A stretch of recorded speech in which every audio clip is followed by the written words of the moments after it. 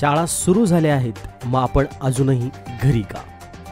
वसतिगृहात विद्यार्थी दाखल झालेत का? वसतिगृहात आणि शाळेत नेमकं काय सुरू आहे? इतर विद्यार्थी ऑफलाईन शिक्षण कसं घेताय? आपल्या पाल्यास दाखल करावं की नाही? सर्व काही पालकांच्या इच्छेवर अवलंबून आहे. काय म्हणतायत दाखल झालेले विद्यार्थी? Atma Malik, good morning. I am the representative of Atma Malik English Medium Gurukul. I would like to share my views on offline school. It's really nice to see my all classmates after a long period of time. Our class are sanitized, clean, and neat and tidy. Here it is compulsory to use masks, sanitizers, and social distancing is most important. All rules are implemented. The offline school is really nice because we can understand our teachers visually. It's not like that technology is coming in like a wall between teachers and us. So I think the better experience is offline school. Atma Malik everyone, myself Khairna Shubhangi from integrated section. I would like to suggest to all my friends that they should also report in the school. We are feeling very happy that after a long time we have seen our school. Teachers are teaching us 100%. आज आपण आत्मा मालिकच्या या प्रांगणामध्ये अगदी गेटपासून तर मुलाच्या वर्गापर्यंत आणि वर्गापासून तर त्याच्या वसतिगृहापर्यंत सर्व अद्ययावत सुविधांचं इथं निर्माण केलेलं आहे.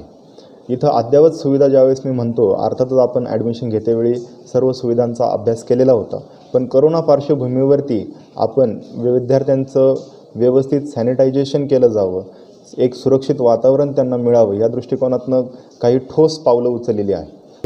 पाळलं जावं या दृष्टिकोनातनं एक बेडची व्यवस्था आपण केलेली आहे. तिथे सुद्धा दिवसातनं अगदी 3 वेळेस टेम्परेचर, मुलाचं तापमान आणि मुलाचं ऑक्सिमीटरच्या मदतीनं आपण पल्स रेट हे दोन्ही घेण्याची व्यवस्था केली आहे. म्हणजे सकाळी एकदा, दुपारी एकदा आणि संध्याकाळी म्हणजे झोपण्यापूर्वी एकदा, असे 3 वेळेस मुलाचं तापमान आणि पल्स रेट हे आम्ही दररोजच्या दररोज घेतो आहे आणि अर्थातच आपल्या कॉम्प्युटर सिस्टम्समध्ये त्याचं दरोजचं डेटाबेस आपण रेकॉर्ड करतो आहे. याखेरीज भोजनालयाच्या बाबतीत तर आपल्याला माहितीच आहे की आपण सात्विक भोजन मुलांना इथं देतो, पण या सात्विक भोजनासोबत मुलांना 3ही वेळेला आपण चहा आणि हळदीचे दूध याची व्यवस्था केलेली आहे. त्याखेरीज मुलांना सातत्यानं गरम पाणी म्हणजेच कोमट पाणी विविध खेळ ज्याच्यामध्ये मुलं एकत्र येणं, गर्दी होणं ह्या संभाव्य गोष्टी होऊ शकत होत्या, त्याही आपण टाळलेल्या आहेत.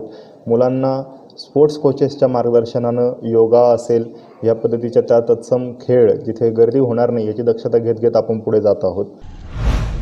Near about 55 students from English medium have already enrolled and reported to the school.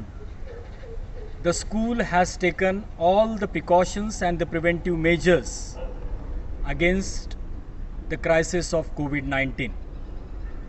The sitting arrangement in the classroom, the bed arrangement in the hostel as well as the mess arrangement, they are all in concern with social distancing. If all the things are favorable at home, if there is no COVID crisis at home for the student, the parent can surely think about reporting the child to the hostel as early as possible. Standard 9th and 10th, these are the important years of career, and online education cannot be a complete option for education. As we have started offline education, the students, they should take utmost advantage of it and come to the school as early as possible. Thank you and Atma Malik. आपल्या पाल्यात शाळेत दाखल करणं हा सर्वस्वी पालकांचा निर्णय आहे. तरी सुद्धा शाळेच्या वतीनं अद्यापपर्यंत जे विद्यार्थी दाखल झालेले नसतील त्यांनी आता दाखल होण्यास हरकत नाही, कारण आता परिस्थिती अनुकूल आहे. संपादक सागर आयरे, आत्मा मालिक न्यूज द्वारा आत्मा मालिक शैक्षणिक संकुल, कोकमठा.